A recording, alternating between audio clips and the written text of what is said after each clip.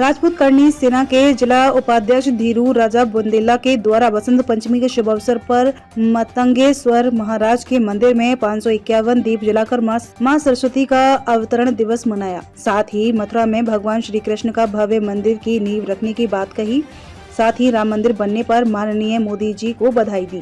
हमें 14 फरवरी की पुलवामा की घटना को नहीं भूलना चाहिए। इस अवसर पर करनी सेना परिवार के सभी लोग उपस्थित थे, जिसमें करण राजा, अमित राजा, शिवम, राजेंद्र सिंह सेंगर, मुन्ना राजा, सिद्धार्थ, आकाश, मनीष, रोहित, राजा बुंदेला, शिव प्रताप बुंदेला, राहुल राजा, पूजल, जीतेंगे, गोलू, अशोक, योगेंद्र राजा एवं करणी सेना के सैकड़ों लोग उपस्थित रहे। श्री राजपूत करणी सेना की मांग है कि मथुरा में जल्द से जल्द श्री कृष्ण के मंदिर की नींव रखी जाए। गणेश रेकवार की रिपोर्ट। किस कार्यक्रम के उपलक्ष्य में इकट्ठे हुए हैं?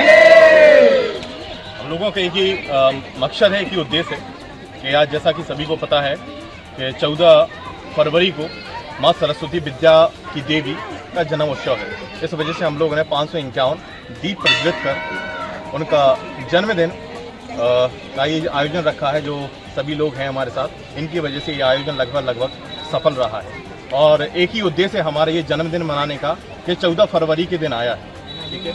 और कई लोग आज भी ऐसे हैं जो वैलेंटाइन डे को बड़े उत्साह के साथ में, बड़े धूमधाम के साथ में मनाते हैं। उनसे केवल एक ही कहना चाहेंगे कि जो हमारी संस्कृति को हमेशा कुचलने का काम करते हैं, हमारी संस्कृति को हमेशा अपने पैरों तले कुचलने का काम किया है, हम उसी त्योहार को मनाते हैं। आप लोग याद करिए, 2% केवल ईसाई रहते हैं हमारे भारत में, और हम लोग फिर भी क्रिसमस मनाते हैं। 2% ईसाई हम लोगों से क्रिसमस मनवाते हैं, लेकिन हम 74% होने के बावजूद भी उनसे रामनवमी का त्योहार नहीं मनवा पाते। केवल हमारा उद्देश्य एक ही है कि 14 फरवरी के दिन हमें वो घटना नहीं भूलना चाहिए 2019 वाली, कि इसी दिन हमारे 44 जवान भारत माता की गोद में हमेशा के लिए गहरी नींद में सो गए। हमें उनका बलिदान भी नहीं भूलना चाहिए। अगर आज हम ये दिन वैलेंटाइन डे के तौर पर मनाते हैं तो ये हमारे लिए बहुत शर्मनाक की बात होगी।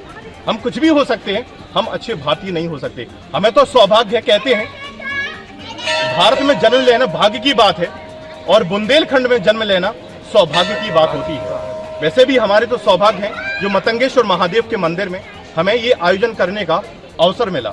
हम अपने आप को बहुत कृतज्ञ समझेंगे।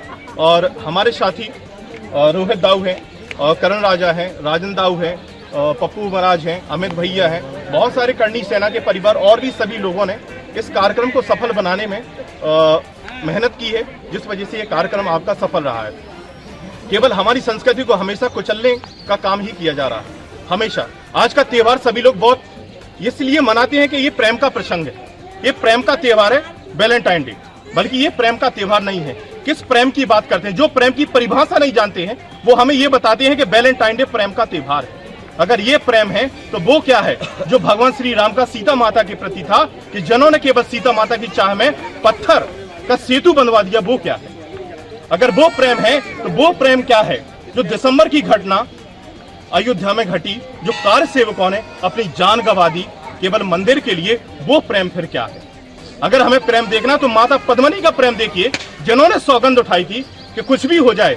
उनका कहते हैं कि सूरज की किरणों ने भी उनके बदन को नहीं देख पाया था, और जब ऐसी नौबत आई कि उनके पति को अलाउद्दीन खिलजी ने धोखे से मार दिया, तो उन्होंने जलती हुई चिता में 16,000 छत्राणियों के साथ में जौहर कर लिया।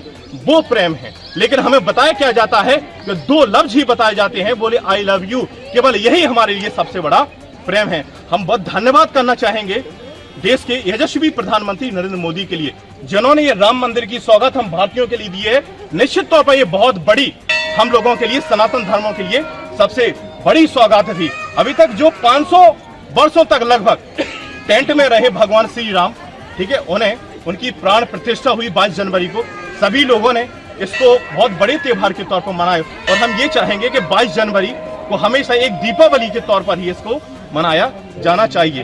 केवल मथुरा, माफ करें, अभी ये देखें कि अयोध्या तो केवल झांकी है और मथुरा अभी बाकी है। मथुरा में जो आप देखते हैं कि ज्ञानमापी मस्जिद जो थी वहां पे भगवान श्री कृष्ण का मंदिर था, उसको मंदिर को तोड़ा गया, वहां पे मस्जिद बनवाई गई और ये बताया गया यहाँ पे मस्जिद थी। ये कैसे पॉसिबल है? केवल हम लोगों ने ही इसको माना है।